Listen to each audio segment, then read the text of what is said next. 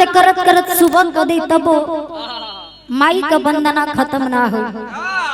ई मन बड़ा अधम हो, जल्दी भक्ति भजन में ना रमेला सुधीर जी। लेकिन जब रम जाला तो दुनिया से कोनो मतलब ना रहेला। नहीं मतलब रहे के चाहिए।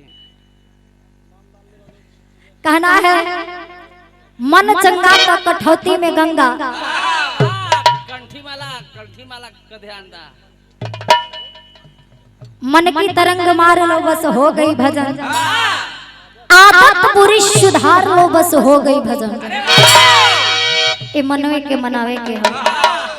लास्ट लाइन में बेटी अपने घराना के परिचय बतावे कैसे।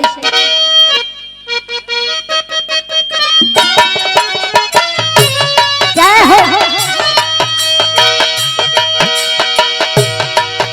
गणेश तरलू हो माँ कष्ट के हरलू हो,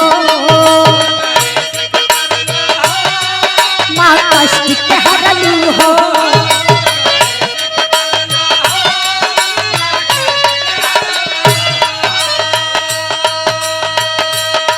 माँ कहत गठरी से झोली भर दिहलू हो,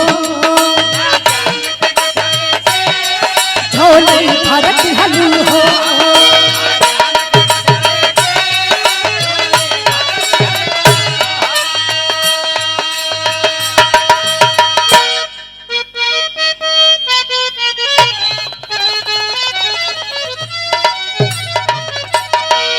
अरे सुभद्रा का भी बबलू जो है, अरे रहिया तोहार बा। अरे सुभद्रा का भी बबलू जो है, अरे रहिया तोहार बा। फेरो दया दृष्टि बिटिया लाचार बा।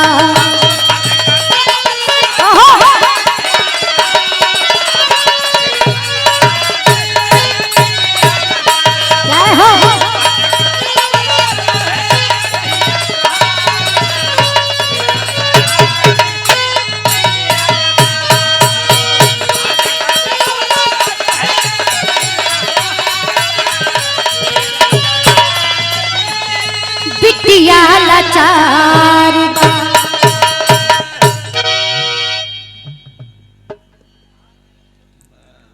आई सब है